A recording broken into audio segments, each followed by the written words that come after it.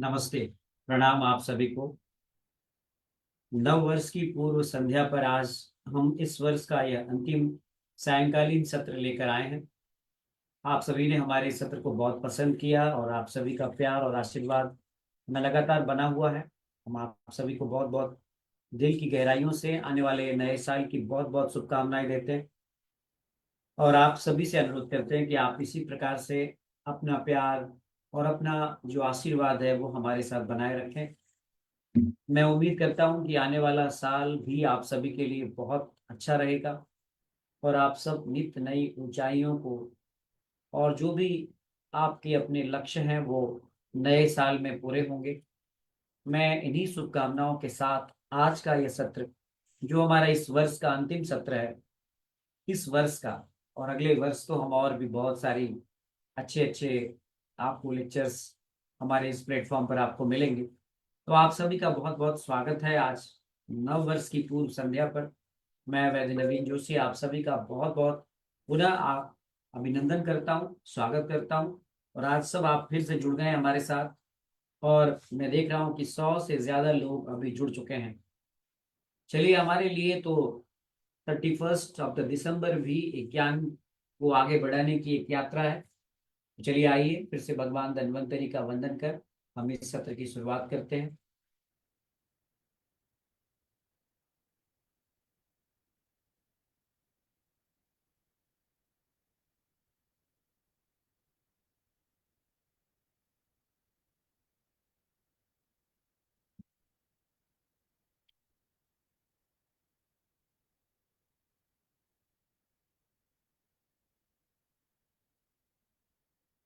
नमामि धन्वन्तरिमादिदेवम् सुरासुरैः वन्दितपादपद्मम् लोके जरामृत्युनाशम् दातारमीशम् विविधौषधीनां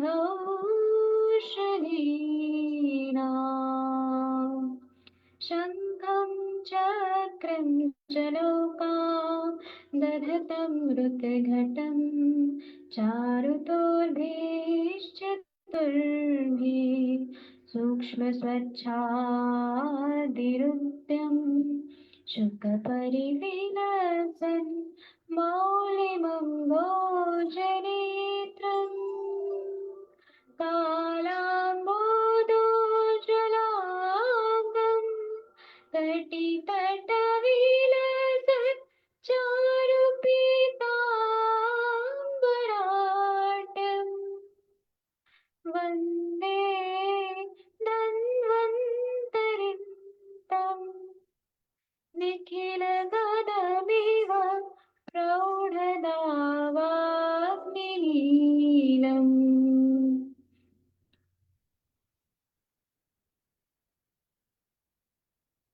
कोई भी सपना साकार करने के लिए सबसे जरूरी है सही कोच का होना।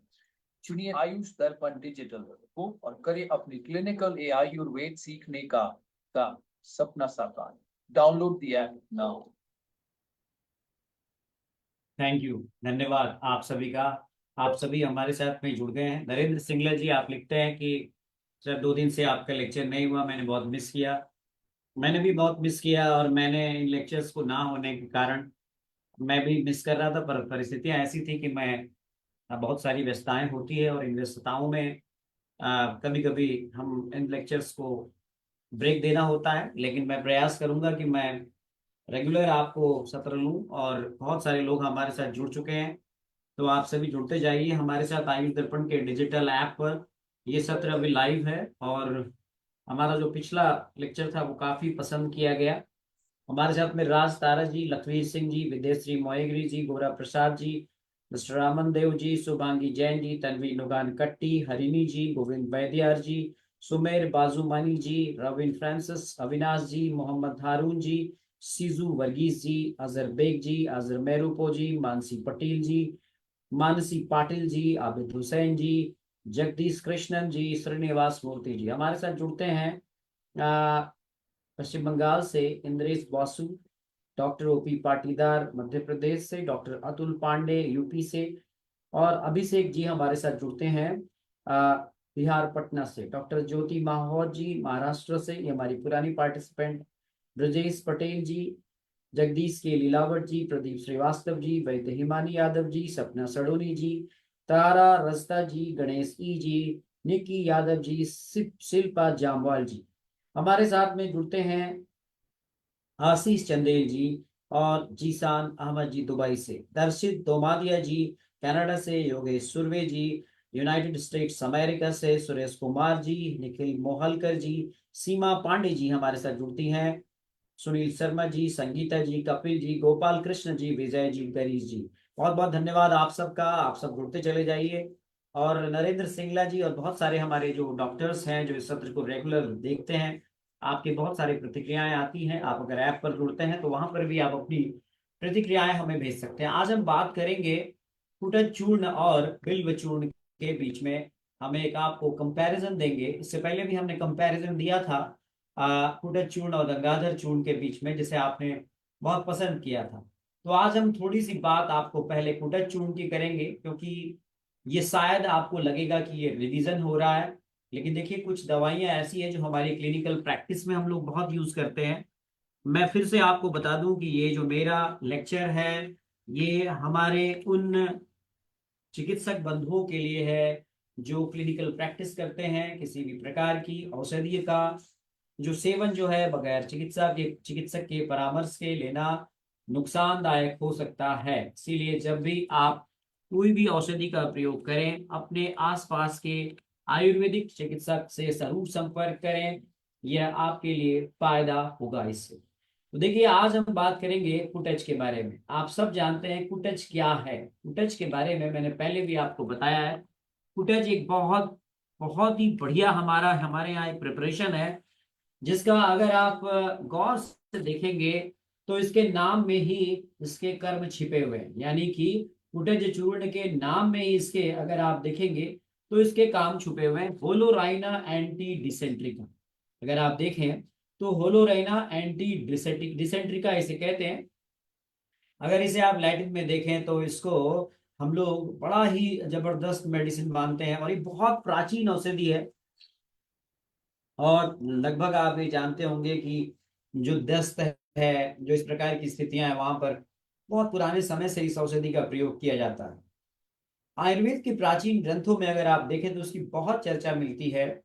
आप सब जानते हैं कि पेट खराब होना, पेट मरोड़ के साथ में तकलीफ होकर के दस्त लगना, इन सभी में कुटच बहुत पहले से इसका प्रयोग किया जाता रहा। कुटच की छाल का हम लोग प्रयोग करते हैं। ये बच्चों से लेके बुजुर्गों तक आप इसका प्रयोग करते हैं। और इसे इंद्रयव भी कहते हैं, कड़वा इंद्रयव भी कहते हैं, बहुत सारे नाम इसको बोलते हैं, हम लोग इसके नाम से जानते हैं। अगर आप इसकी स्पीसीज देखेंगे तो दो प्रकार की इसकी जो है प्रजातियां वो मिलती हैं। एक तो श्वेत कुटज है और एक जो है दूसरा श्वेत कुटज आप देखेंगे ये मिलता है काफी।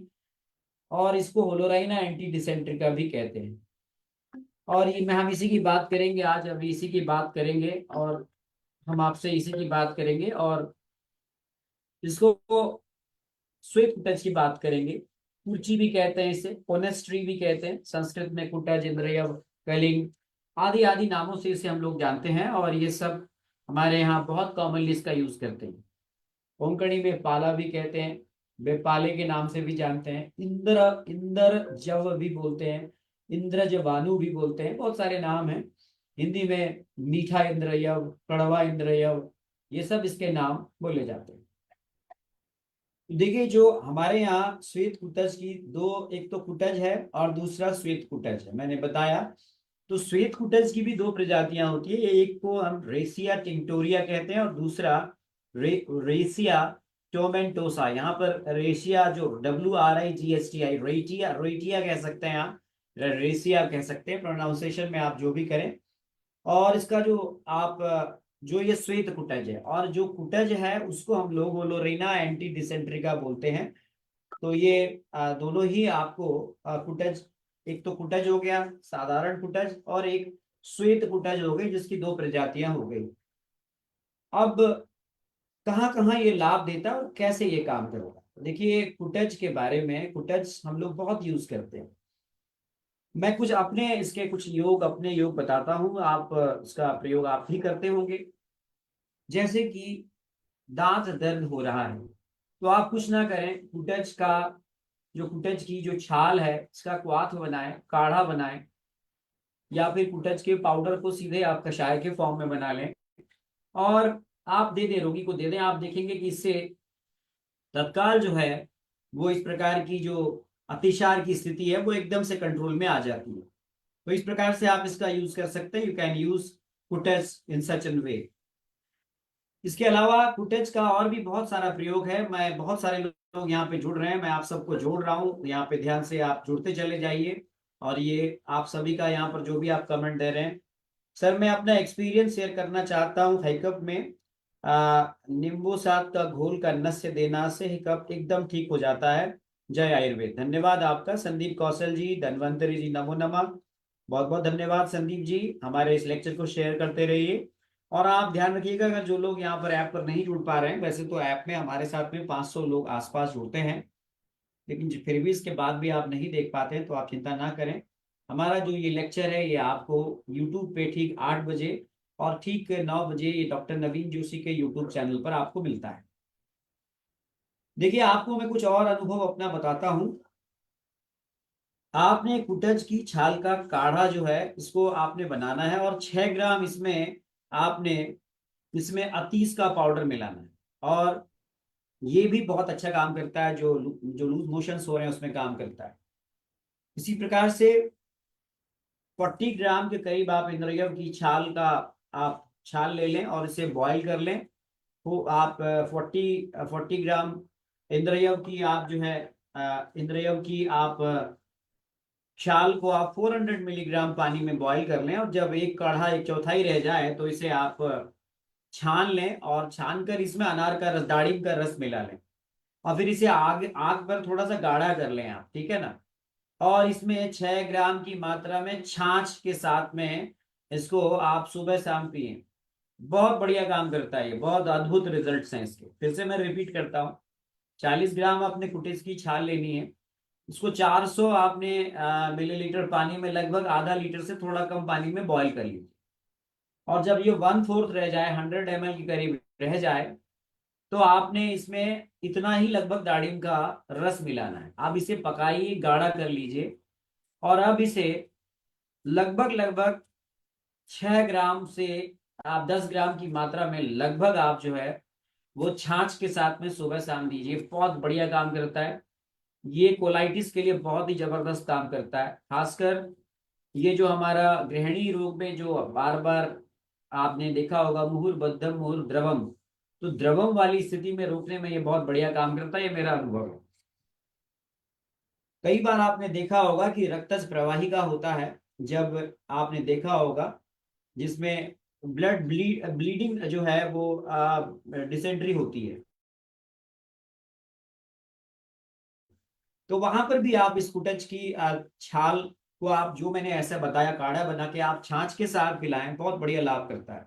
मेरा एक और अनुभव है जो मैंने काफी प्रयोग में लाया है। जो ये ब्लीडिंग पाइल्स होती है ना, ये जो ब्लीडिंग पाइल्स खासकर जब ब्लीड करता है पाइल्स और सर्दियों में ये काफी तकलीफें होती है, कॉन्स्टिपेशन रहता है रोगियों को, तो आप वहां पर भी आप इसका प्रयोग कर सकते हैं। मैं आपको बता रहा हूँ, ये आप प्रयोग करिएगा। आप 2 चम्मच कुटच की छाल के को आप पाउडर ले लीजिए और इसमें 2 चम्मच शहद या मिश्री मिला करके इसको अपने रोगी को दीजिए। देखेंगे एकदम हीमोस्टैटिक काम करता है, ये ब्लीडिंग को रोकने में बहुत जबरदस्त काम करता है। आप इसका प्रयोग कर सकते हैं। कुटच के बारे में, कुटच का एक और एक्सपीरियंस जो मैं आपको शेयर करना चाहता हूँ। कुटच का जो प्रयोग है वो काफी इसका जो रिजल्ट है, खासकर हम लोगों ने देखा है कि इसकी जो जड़ है, इसकी जड़ की छाल को आप दही के साथ पे पीस लीजिए और फिर इसको आप दिन में 2 बार दीजिए। कुटच की जो जड़ की छाल है इसको आपने 1 चम्मच, ये छाल जो है इसको 1 चम्मच लीजिए और इसको अच्छी तरह दही में पीस लीजिए और फिर दिन में 2 बार आप सेवन कराइए। तो ये क्या करता है, ये असमरी भेदन का काम करता है, ये बड़ा अच्छा काम करता है। आप इसे पथरी की कंडीशन में भी आप दे सकते हैं। ये व्रण रोपक भी है। अगर आप इसी की छाल का क्वाथ से आप केवल व्रण का आप जो है धावन करेंगे तो व्रण धावन में भी ये बहुत अच्छा काम करता है। देखिए, आपके पास भी कोई अपना अनुभव हो तो आप शेयर कर सकते हैं यहाँ पे। देखिए, एक बहुत अच्छा योग है जो त्वचा रोगों में हम लोग देते हैं, उसमें कुटज की छाल का काढ़ा जो मैंने पहले बताया, इसमें आपने काकोदुम्बर, कटगुलर जिसे बोलते हैं, विडंग, नीम की छाल, नागरमोथा, शुंठी, मरीच और पिप्पली, इन सबको मिला के इनका पेस्ट बनाइए। फिर से बता रहा हूँ, 20 से 30 ml कुटज की छाल के काढ़े में काकोदुम्बर, जिसे कटगुलर भी बोलते हैं, छोटे छोटे आपने देखे होंगे, प्रणाम G D R Gehlot ji, प्रणाम, नमस्ते।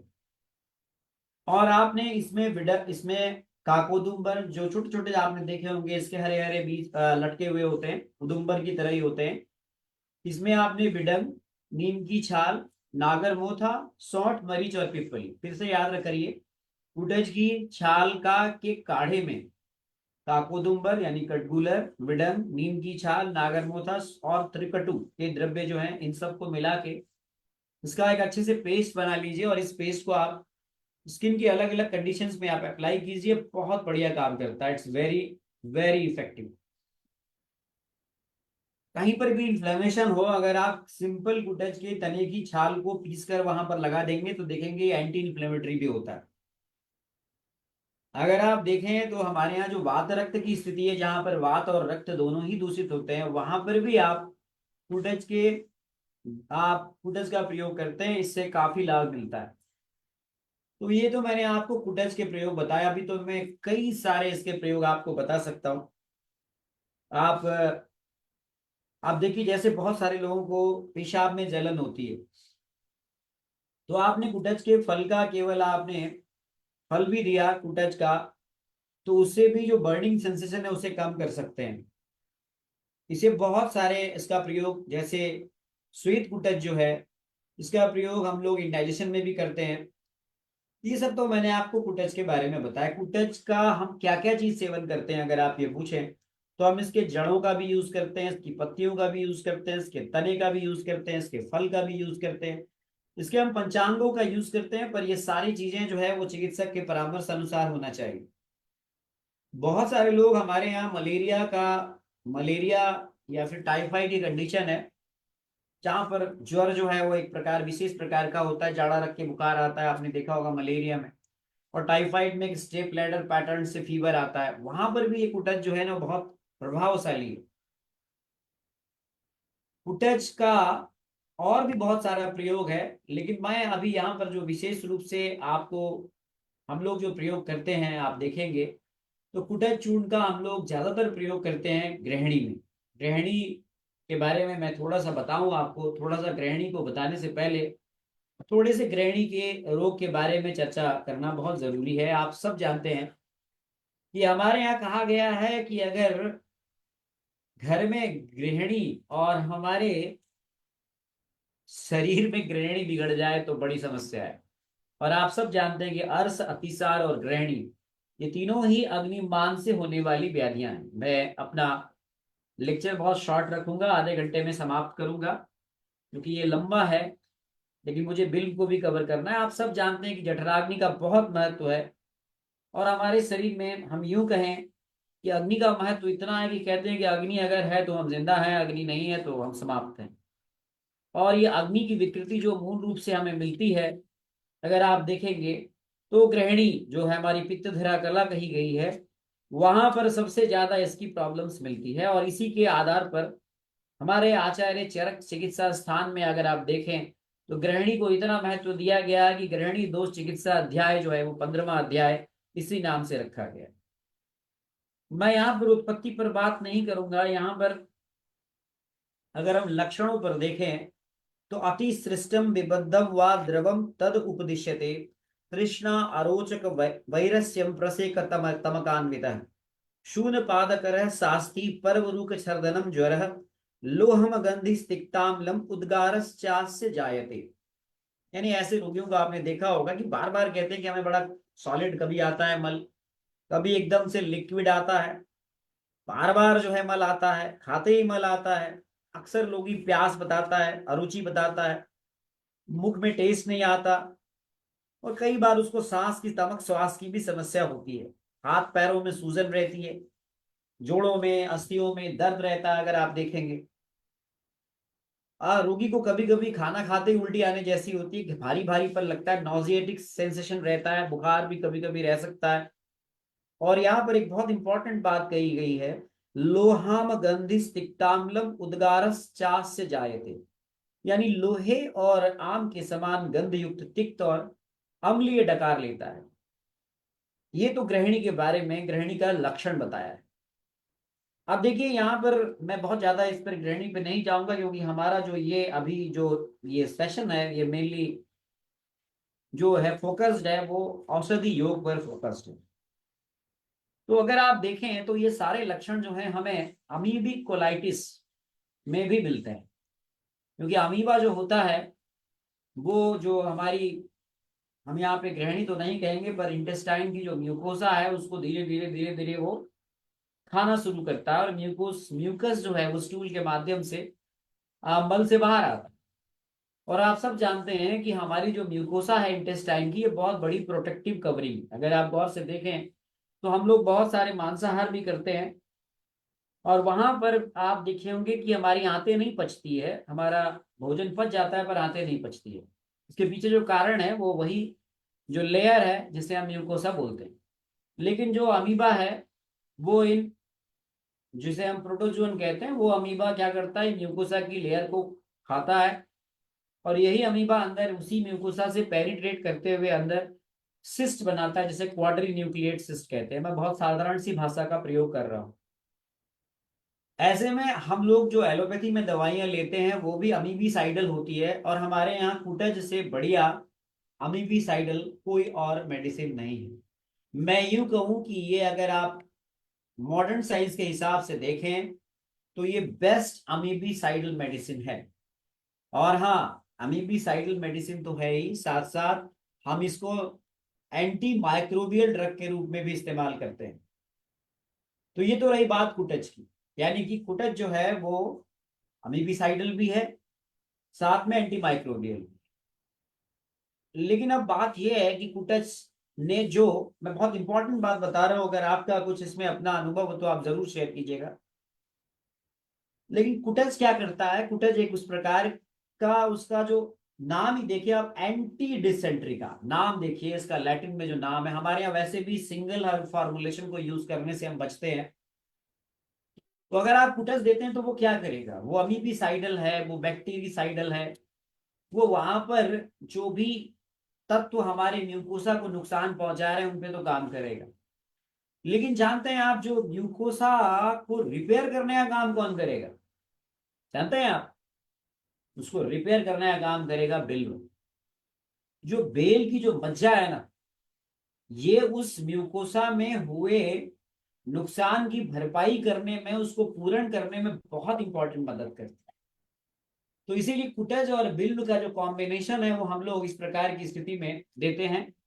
तो मैं यहाँ पर आपको अब थोड़ा सा बिल्व के बारे में बताऊं, और क्या दोनों का काम है अलग अलग। अभी तो कुटज की महिमा मंडन मैंने किया आपको, तो चलिए अब हम बिल्व का महिमा मंडन थोड़ा सा करते हैं। देखिए, महिमा मंडन करना जरूरी है, क्योंकि इन्हीं पर हमारी चिकित्सा आधारित है। बहुत सारे लोग यहाँ पर जुड़ गए हैं मेरे साथ में, बहुत बहुत धन्यवाद आपका।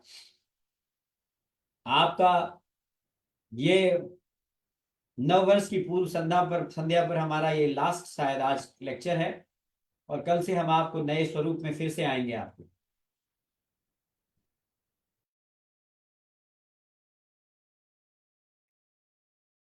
देखिए, मैंने बताया कि जब आंतों में जो बैक्टीरिया जो नुकसान पहुंचाते हैं, जो अमीबा जो नुकसान पहुंचाते हैं, जो हमारा गट है, ये बहुत इंपॉर्टेंट पार्ट है हमारे जो पाचन की प्रक्रिया है, इसका बहुत इंपॉर्टेंट पार्ट है। बहुत सारे लोग आईबीएस से पीड़ित होते हैं, गैस्ट्राइटिस होती है, कोलाइटिस होती है, डायरिया होता है, डिसेंट्री होता है। इन सब के पीछे अगर आप देखें तो कुछ ना कुछ कारण है। अभी मैं गृहिणी पर बहुत विशेष रूप से नहीं जाऊंगा, मैं केवल इतना बताना चाहता हूं कि जो हमारी जो गट है, जिसे हम ओरल कैविटी से लेकर के जो हमारा एनस तक का पूरा एक गट है, ये बहुत इंपॉर्टेंट पार्ट है। इसे हम महास्रोतस भी कहते हैं।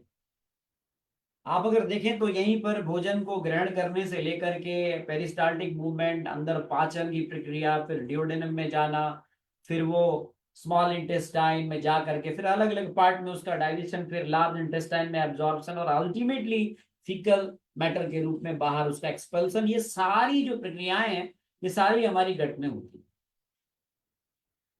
आप जानते हैं कि अगर हमारा गट सही है तो हम नॉर्मली काम करते हैं। आपने देखा वैसे गट सही नहीं होगा, नहीं पद्मवती मध्यलय, जिसका पेट सही, जिसे हम ना बोलचाल की भाषा में पेट बोल देते हैं, वो पेट नहीं है। पेट तो हमारा स्टमक है, आप जानते हैं, लेकिन जो हमारा पूरा जो गट है, अगर गट सही नहीं रहेगा, गट सही काम नहीं करेगा, तो आपने देखा होगा कि वो व्यक्ति किसी भी तरह से स्वस्थ हो ही नहीं सकता, क्योंकि इसी गट से हमारी पूरे शरीर को न्यूट्रिएंट जाती है और हमारा पूरा शरीर सही कार्य करता है। ये बात मॉडर्न साइंस भी मानती है।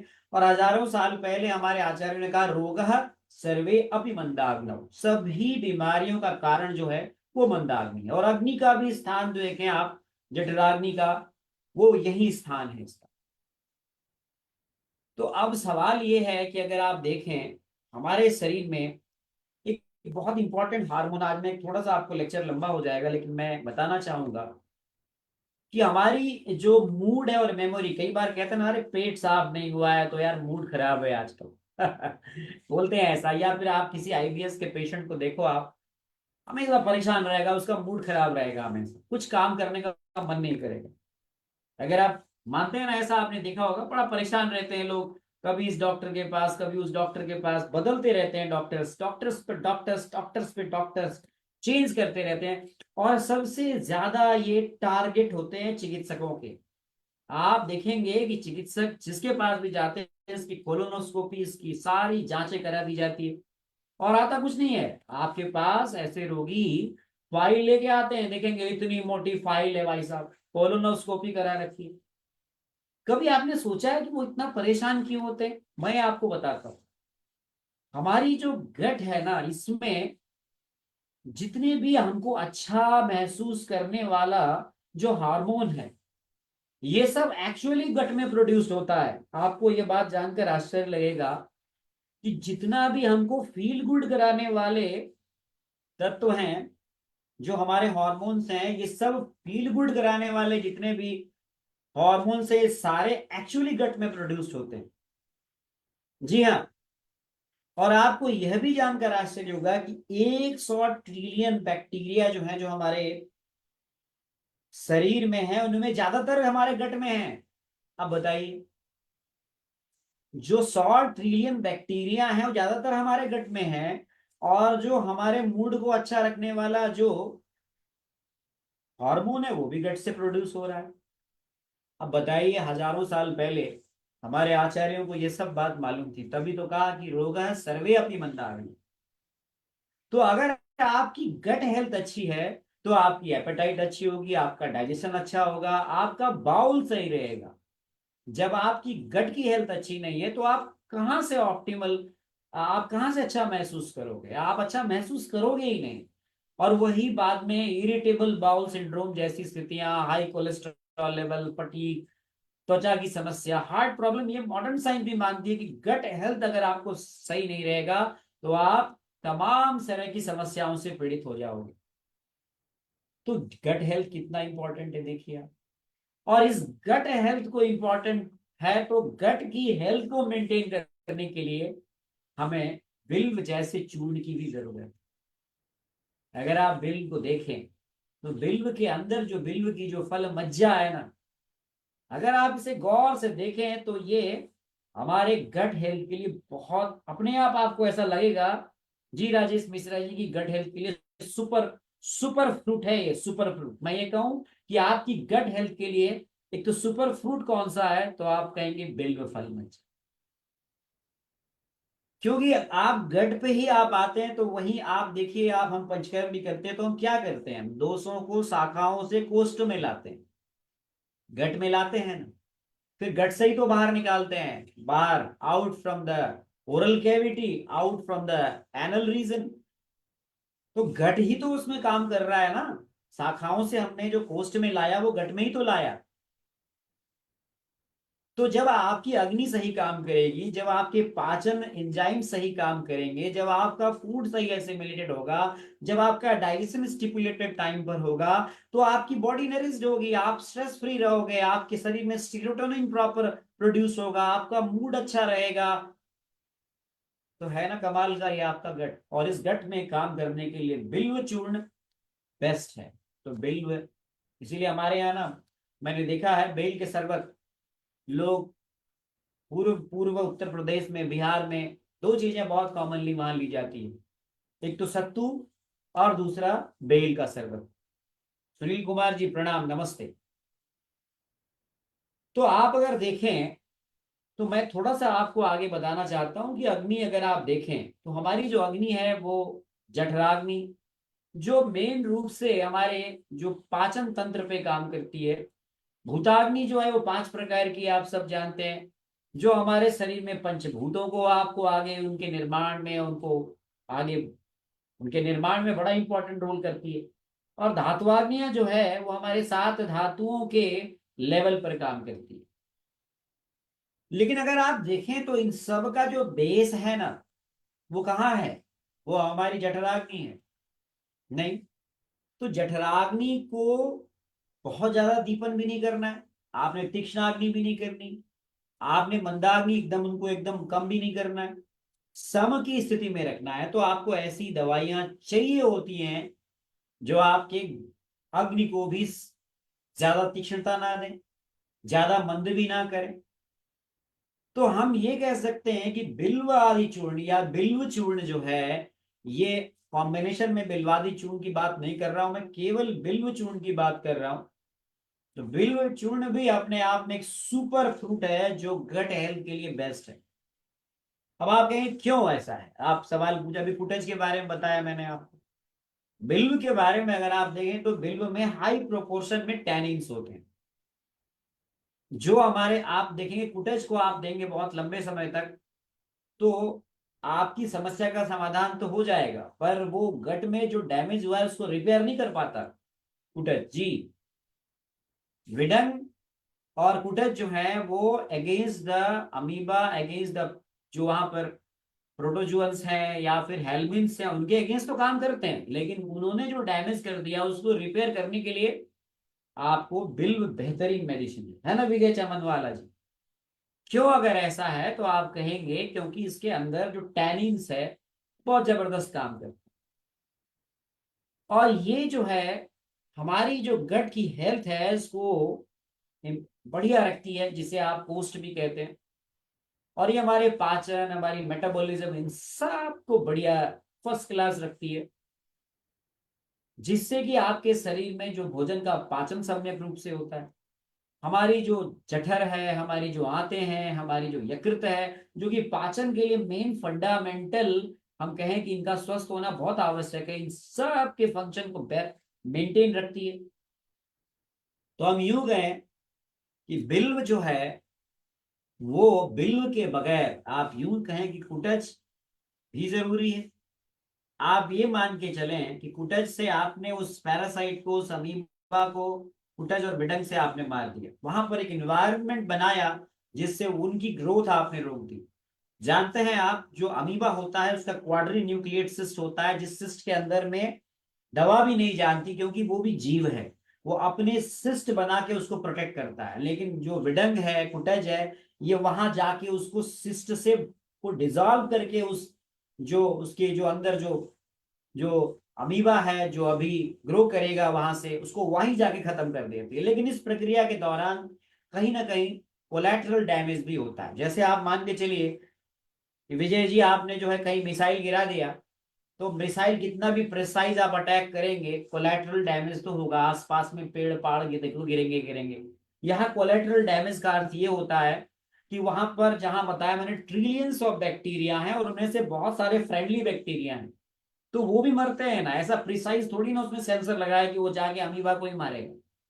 तो कोलैटरल डैमेज होता है, और इसीलिए हमारे यहाँ कुटज और बिल्वादी चूर्ण, कुटज की परपटी और बिल्वादी चूर्ण, परपटी कल्प, इनकी कल्पनाएं की गई है ताकि अगर एक ने कोलैटरल डैमेज किया तो दूसरा उसके डैमेज को भरपाई कर सके। इसीलिए बिल्व चूर्ण हम ये कहेंगे कि ये वो सब काम करता है, साथ साथ ये कोलैटरल डैमेज को भी रोकता है, डाइजेशन को प्रमोट करता है, डायरिया में को में बहुत अच्छा लाभ देता है, आईबीएस में बहुत अच्छा लाभ देता है, ब्लोटिंग जैसी स्थितियों में बहुत लाभ देता है, जो अभी नौजिया जैसी स्थिति मैंने बताई उसमें बहुत बढ़िया काम करता है। तो देखिए, अब आप कहेंगे सर इसमें से बेहतर कौन है? देखिए, ये बेहतर तो दोनों ही है, हम किसी को एक को बेहतर नहीं कहेंगे। आप you must have to use in proper combination. आपने प्रयोग में आपने कुटज और बिल्व चूर्ण का हम लोग देख के प्रयोग करते हैं, क्योंकि आंतों के स्वास्थ्य की बात आएगी तो वहां बिल्व चूर्ण बेस्ट है। और अगर आंतों पे आने वाले खतरों को निपटाने की बात है तो वहां कुटज चूर्ण से ज्यादा बेहतर और कोई ऑप्शन नहीं है। तो आप दोनों के ही कॉम्बिनेशन का प्रयोग करें अपने रोगियों में, और आप प्रयोग करके देखें। आप एक और चीज आपको मैं बताना चाहूंगा कि हमारे पास में और भी ऐसे बहुत सारे द्रव्य हैं, ध्यान रखिएगा। तो लेकिन हम ये कहें कि अगर आप प्रायोरिटी किसको देंगे आंतों के स्वास्थ्य को बचाने के लिए, तो मैं यही कहूंगा कि बिल्व चूर्ण सबसे प्रायोरिटी पे आप रखें। क्योंकि बिल्व जो है, अगर आप बिल्व के बारे में, अगर आप बिल्व के नाम पर गौर करें, बिल्व का नाम जानते हैं आप? बिल्व को किससे जोड़ा गया है ना? बिल्व के बारे में अगर आप नाम देखें, अगेल मार्मेलोस अगर आप देखें, और आप जानते हैं कि बिल्व का बेल का पत्र हमारे यहाँ कितना इंपॉर्टेंट बोला गया है। इसे शांडिल भी कहा गया है, श्रीफल भी कहा गया है, सदाफल भी कहा गया है। तो ऐसे ही तो नहीं कहा गया है ना एगेल मार्मेलोस को, कुछ न कुछ तो हम इसको पूज्य श्रेणी में रखते हैं, धार्मिक दृष्टि से भी हम इसका प्रयोग करते हैं। भगवान शिव का रूप भी हम इसे मानते हैं, कहते हैं कि इसके मूल में महादेव का वास है, और जहां इसके 3 पत्ते एक साथ होते हैं तो हम कहते हैं कि वो त्रिदेव स्वरूप है। 5 पत्ते वाले बिल्व को तो और अधिक शुभ माना जाता है, नहीं? तो आचार्य चरक ने तो इसको उत्तम संग्राही कहा है। देखिए, जहां पर म्यूकोसल लेयर बाहर निकल रही है डैमेज होने के बाद, वहां पर संग्राही औषधियां आपको देनी पड़ेगी, ग्राही गुण वाली औषधि देनी पड़ेगी। तो वहां पर बिल्व से बढ़िया और कोई औषधि नहीं है। आप इसके आप मूल की त्वक का, आप पत्र का स्वरस दे सकते हैं। और आचार्य चक्रदत्त तो कहते हैं कि बेल जो है ना, ये पुरानी से पुरानी जो जो हमारी पुरानी से पुरानी इस प्रकार की जो प्रॉब्लम है, जो अतिसार है, या पुरानी से पुरानी जो अर्श का रोग है, उनमें बहुत बढ़िया काम करते हैं। आचार्य भंगसेन भी और भाव प्रकाश भी कहते हैं कि आंतों के रोगों में तो आंतों की कार्य क्षमता को बढ़ाने के लिए इससे अलावा कोई उपाय ही नहीं है। ठीक है जी, अब आपको मैं कुछ इसके बारे में कहूं कि ये एक सुरक्षात्मक कवरेज देती है। मैं यूं कहूं कि मैंने वही कहा कि कोलेटरल डैमेज को बचाने के लिए जैसे मकान की दीवारों में हम सीमेंट लगाते हैं, जैसे चित्रकार अपनी जल रंग में बेल को मिलाते हैं, जो चित्रों पर एक सुरक्षात्मक परत लगाते हैं, ऐसे ही ये बेल जो है ना हमारे जो आंतों में एक सुरक्षात्मक कवरेज देती है। क्योंकि जब आप हमला होगा तो प्रोटेक्शन भी जरूरी है। जब आप कुटज और विडंग से अटैक करेंगे तो आपको दूसरा एक पावर वो भी चाहिए कि वहां पर कोलैटरल डैमेज ना हो। तो आप पूछेंगे कि सर इसमें क्या ऐसे तत्व है? तो मैंने पहले ही बताया कि टैनिन्स, म्यूसिलेज, पैक्टिन, ये सब इसके लिए बेहतरीन इसके रसायन है, और ये थोड़ी मात्रा में विरेचक भी है। तो ध्यान रखिएगा कि बिल्व अपने आप में जबरदस्त काम करता है, बेमिसाल हमारे औषधियों में इसको आप रख सकते हैं। और जो कुटज है उसके कहने ही क्या है। तो कैसा लगा आपको हमारा यह प्रयास? आप जरूर हमें बताएंगे, और आपको अगर अच्छा लगा तो आप इस लेक्चर को ज्यादा से ज्यादा शेयर करेंगे। और हाँ, हमारा यूट्यूब चैनल उसे सब्सक्राइब करना बिल्कुल ना भूलें। आप सभी के आशीर्वाद से हम एक माइलस्टोन अचीव कर चुके हैं, और आप सभी ने अपना प्यार, अपना आशीर्वाद हमारे इस फेसबुक पेज को भी दिया है, ऐप को भी दिया है, आप सभी ने यूट्यूब चैनल को भी दिया है, जितने भी सोशल मीडिया, इंस्टाग्राम, जहां भी हमारे ये लेक्चर्स जाते हैं, आप सब का प्यार, आपका आशीर्वाद उस पर मिलता रहता है। हमने ये यात्रा अगले वर्ष भी जारी रखनी है। आप सभी को आज पुनः मैं नए वर्ष की बहुत बहुत शुभकामनाएं देता हूं, जो आप 12 बजे के बाद आप नए वर्ष में प्रवेश कर जाएंगे। मैं उम्मीद करता हूं कि नया साल आप सबके लिए बहुत मंगलमय होगा। आप सभी आयुर्वेद के माध्यम से और अधिक तरक्की करेंगे, आप सबकी प्रैक्टिस बहुत अच्छी चलेगी और आयुष दर्पण आपके लिए यह प्रयास हमेशा जारी रखेगा। बहुत बहुत धन्यवाद, आप सभी को प्रणाम, नमस्ते, थैंक यू।